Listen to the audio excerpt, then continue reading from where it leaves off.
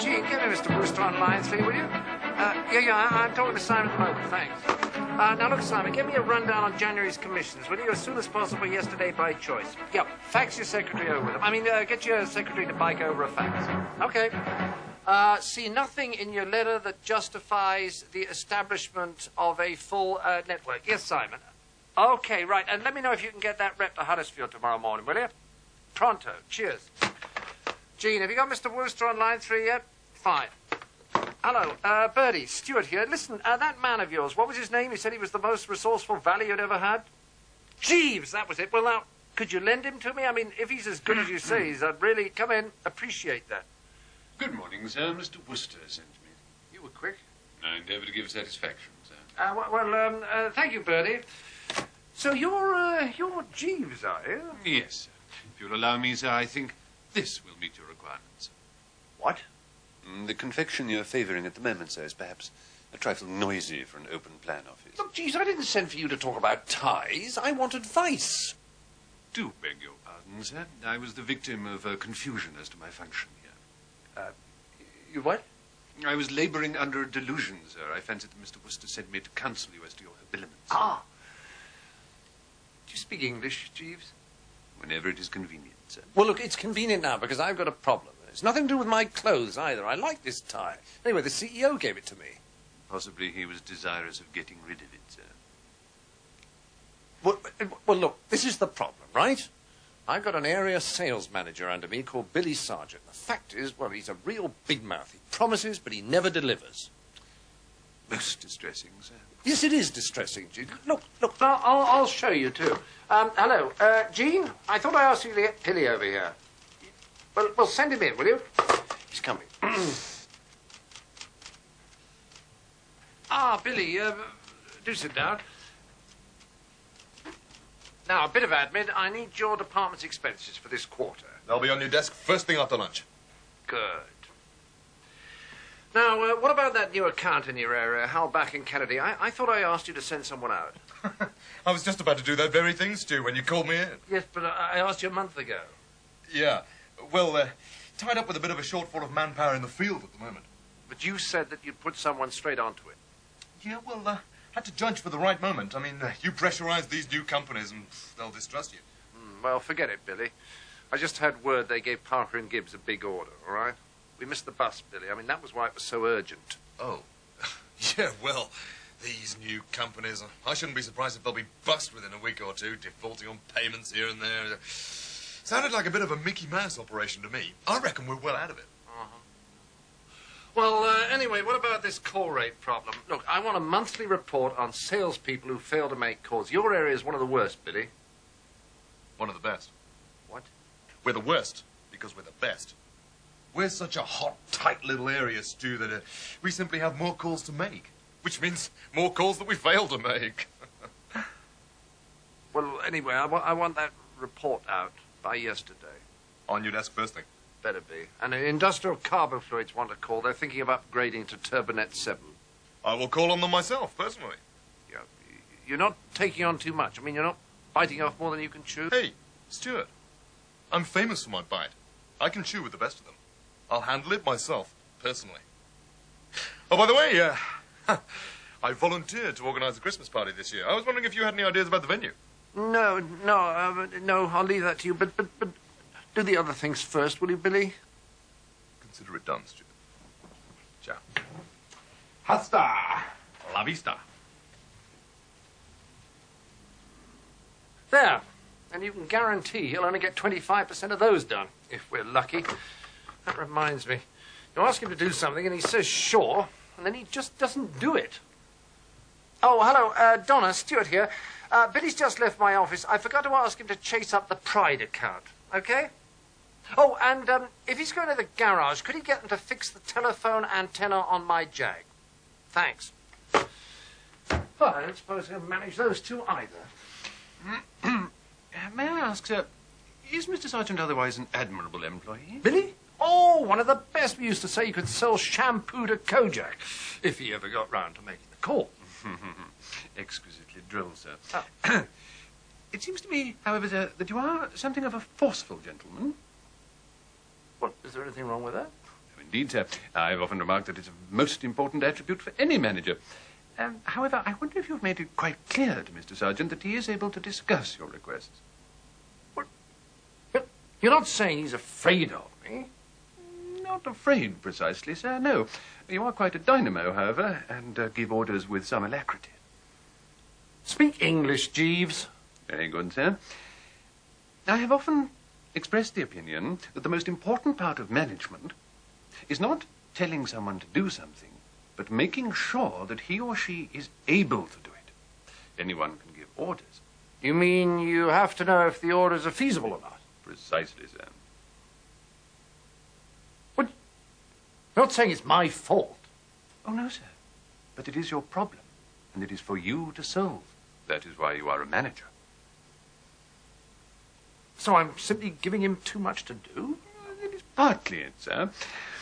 I'm not suggesting that you treat him like a child, merely that you, shall we say, limit his actions. Encourage him to be honest and realistic. Shall we start again, sir? What do you mean? I'll rewind, sir.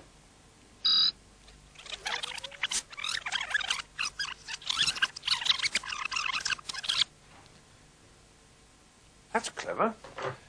Hello, Jean. I thought I asked you to get Billy over.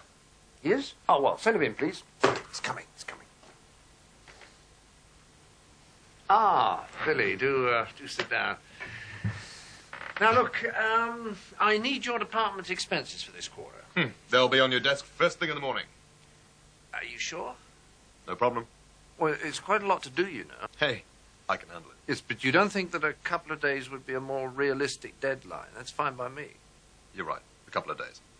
Uh-huh. I mean, you should just say if there's too much on your plate, you know? Hey, Stuart, don't talk to me about plates.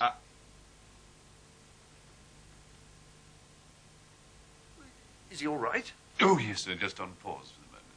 Now, sir, you've shown him he can be more honest and more realistic with deadlines. That's excellent.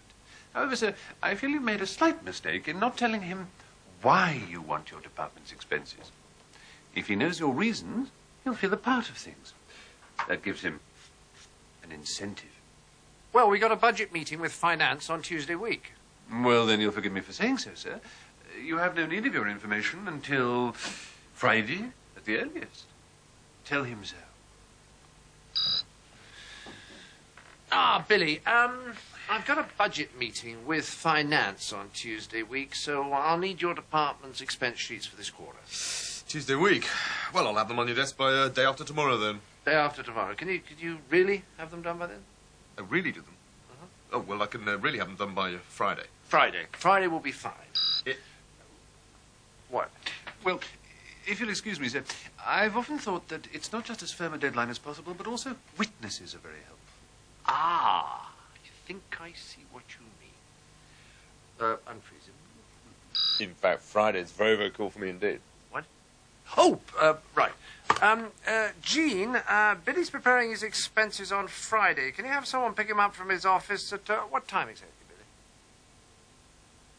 Billy? 3 o'clock. 3 o'clock, Jean? Thanks. That gives me a chance to take it home and read it at the weekend. Now, what about that new account in your area, Holback and Kennedy? I asked you to send somebody out. I was just about to do that very thing, Stu, when you called me in. Yeah, but I asked you a month ago. Yeah. Well, we're tied up with a bit of a shortfall of manpower in the field at the moment. I wanted to wait for exactly the right moment to pitch, you know. You pressurize these new companies and they'll distrust you. Well, forget it. I just had word they'd given a big contract to Parker and Gibbs. We missed the bus, Billy. That was why it was so urgent. But it was my fault because I should have explained that. I had an idea Parker and Gibbs were pitching.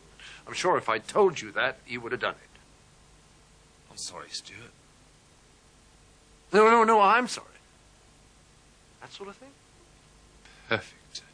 Perfect. Anyway, now what about this call rate problem? Look, I want a monthly report on salespeople who fail to make calls. Your area is one of the worst, Billy. One of the best. What? We are such a hot, tight little area, Stu, that we simply have more calls to make. Which means more calls we fail to make. Look, Tony's area makes more calls than you do and has a lower failure rate. Oh, yeah, Tony's area, but I mean Tony. So, when am I going to get that report? Well, shouldn't be too much problem. How about Wednesday week? If I might suggest, sir, an interim meeting is often extremely useful to discuss how far he might have gone. Ah, right. Eek. No, that's too soon to get a serious report out by. But I tell you what, let's meet Wednesday at, say, 4 o'clock and see how far you got. Wednesday, 4 o'clock. Okay, shove that in your diary. If you're anything like me, you'll forget otherwise. Hello, Jean. Something in my diary. Meeting Billy 4 o'clock next Wednesday to discuss his progress on the failed calls report. Good. And Jean, perhaps you'd like to sit in and take minutes of the meeting? A masterstroke, sir. A veritable masterstroke. Thank you. Now, the other thing is industrial carbo fluids. They want a call. They're thinking of upgrading to Turbonet 7. Well, I'll call on them myself, personally. No, I wanted you to recommend someone that we can send from your area office. Oh. Well, Gordon Marsh is pretty good. He set up the account himself. Good. Make a note to tell him. Oh, right. Excellent. And that's everything, I think. Right. Oh, by the way, Stuart, I volunteered to organise the Christmas party this year. Wondered if you had any ideas about the venue. Billy, it's heroic of you to volunteer, but you're just too valuable to us at the moment. I don't think the company can afford to lose your time, so delegate it to somebody else, will you? Oh, right. If I might suggest, sir, now might be an appropriate moment to employ a rather efficacious psychological ploy. Jeeves, you're a devil. Oh, and Billy, when you delegate the party, make sure you do it to somebody good, huh? I don't know if you'd notice, but there's a lot of big mouths around here. Oh, don't. The bane of my life. They promise, and then they don't deliver. You know the kind? Do I? So before you delegate it, make sure you think they can handle it, right? They need smart handling. The big mouths of this world. All noise and no action. Oh, and what about the Pride account? It needs chasing up. Sure. I'll get right... No. Listen, Stuart, I've got rather a lot on my plate at the moment. Why don't you give it to Roger? I mean, he used to work at Pride's. Good idea, Billy. And one other thing, the telephone antenna on my Jaguar. Yeah. I want you to forget that you've ever heard about it. Bye-bye, Billy. I'll see you, when was it? Wednesday, 4 o'clock. Ciao. Well, I can hardly believe it. Congratulations, sir. You've increased his confidence and let him see that he can be more honest about his workload. You've discovered that he's more likely to cooperate if he knows the reasons behind the tasks you set him, and shown that by structuring meetings and enforcing realistic deadlines, you can create a much more practical manner of working. Jeeves, I don't know what to say. You stand alone. Give me that tie. Sir, I thank you very much indeed, sir. If I may say so, I'm convinced that you will find its quiet elegance much more in harmony with the appointments of your office. And now, sir, if I may, I will take my leave. Jeeves, you're a marvel. I don't know how I shall manage without you. Oh, but you've already shown me, sir. You'll manage very well indeed. Oh, that was clever, wasn't it?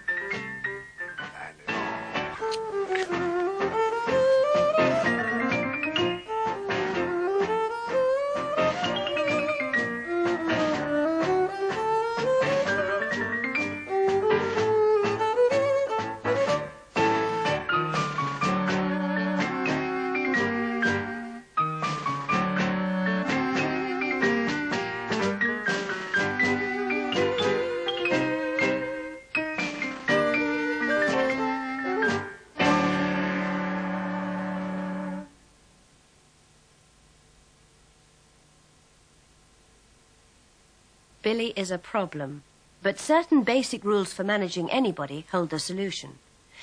Encourage realism rather than optimism.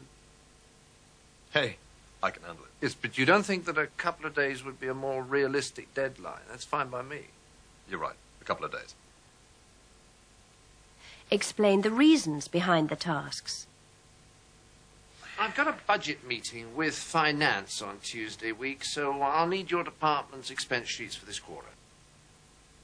Set deadlines with witnesses. Gene, Billy's preparing his expenses on Friday. Can you have someone pick him up from his office at, what time exactly, Billy? 3 o'clock. 3 o'clock, Gene? Thanks.